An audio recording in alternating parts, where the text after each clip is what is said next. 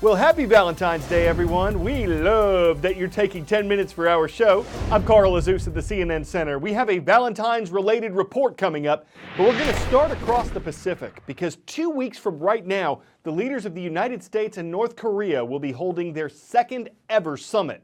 The first time they met, it was the first time that sitting leaders from these two countries ever came face-to-face, was last summer in the Asian island country of Singapore. On February 27th and 28th, U.S. President Donald Trump and North Korean leader Kim Jong-un will sit down in Hanoi, the capital of Vietnam, to discuss their priorities for a possible peace agreement. Their nations have been rivals since fighting stopped in the Korean War in 1953. More than 65 years later, the U.S. is pushing for North Korea to completely get rid of its nuclear program and to stop trying to develop nuclear weapons. North Korea is pushing the U.S. to remove its sanctions, its penalties on North Korea's economy, and promise that America won't attack the Asian country. Analysts say the results of their last meeting are a mixed bag. It was a foreign policy success for President Trump and leader Kim, and military officials say that tensions have calmed down on the border that joins North Korea and South Korea, a U.S. ally. On the other hand, analysts say there haven't been lasting concrete results from their first summit, and the North Korea's military is still a risk to South Korea, the U.S., and their allies. A sobering assessment from the commander of U.S. Forces Korea, General Robert Abrams. He's sitting there in South Korea watching the Korean People's Army conduct their winter training exercises. He says they're the same size, scope, and at the same time that North Korea has done it over the last 4 years, even during the height of tensions. Meanwhile, U.S.-South Korea joint drills have been significantly scaled back or suspended on orders from President Trump. Obviously, the concern here, as U.S. soldiers rotate out of South Korea and new soldiers come in, well, they don't have that joint training. And over time, the U.S. and South Korean militaries are less and less prepared to counter any potential action by North Korea.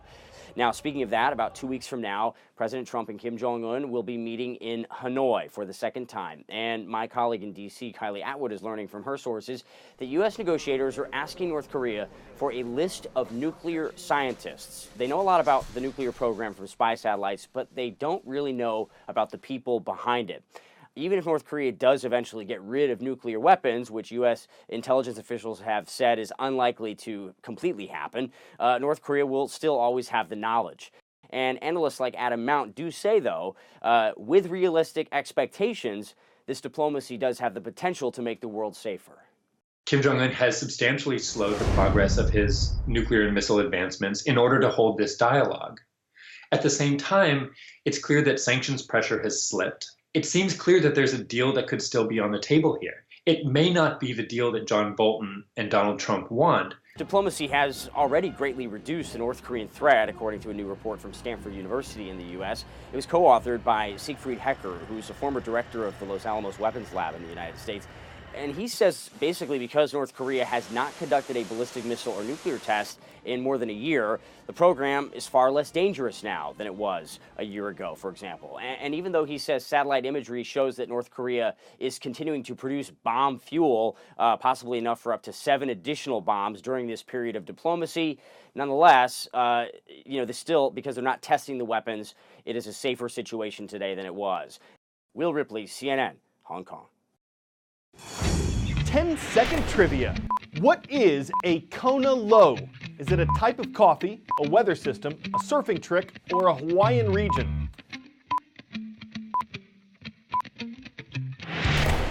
While Kona is a part of Hawaii's Big Island, a Kona low is a weather event that often brings cooler weather to the islands. Rain and gusty winds are also part of a Kona low, and the island state was recently hit with a big one. Check this out.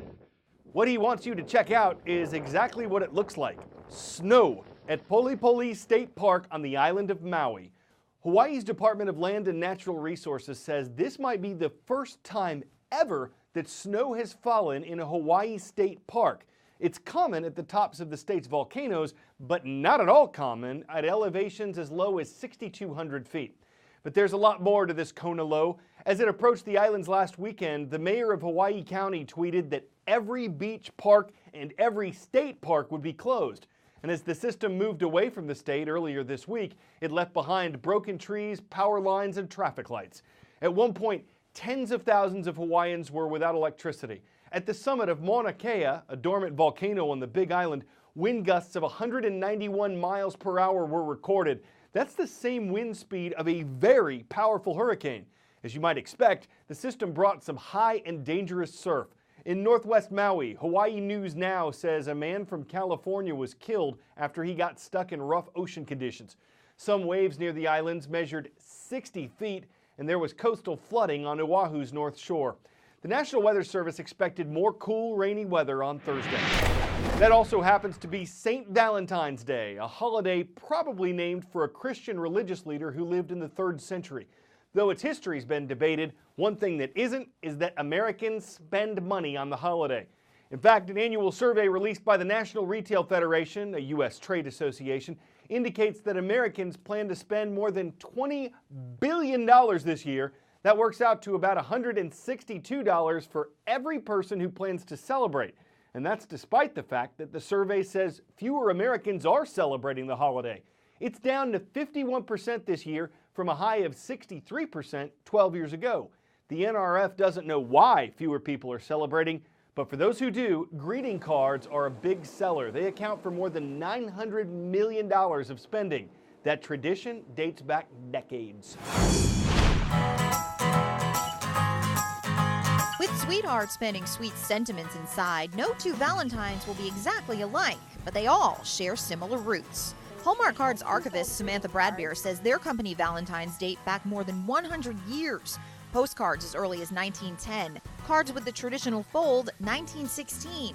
Also in their collection, Valentines that predate Hallmark, back to the 19th century. These are all antique Victorian Valentines designed by Esther Holland. She was a daughter of a well-known bookstore and stationery store owner out of Massachusetts, and she received her first lace Valentine in 1847.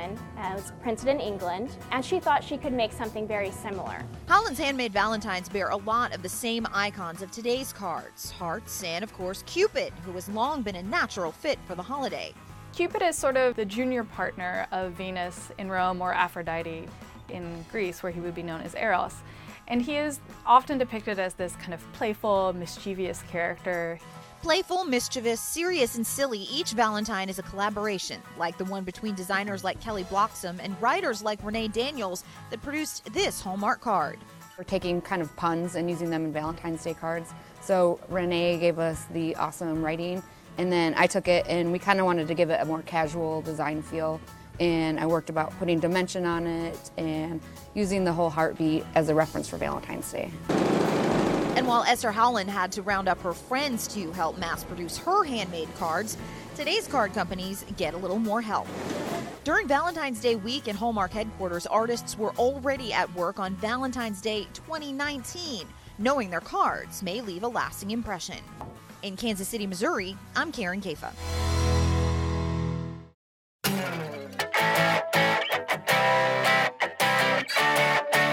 Black Panther rates a 10 out of 10. In this case, we don't mean the movie, we mean the animals that was recently caught on camera in the African country of Kenya.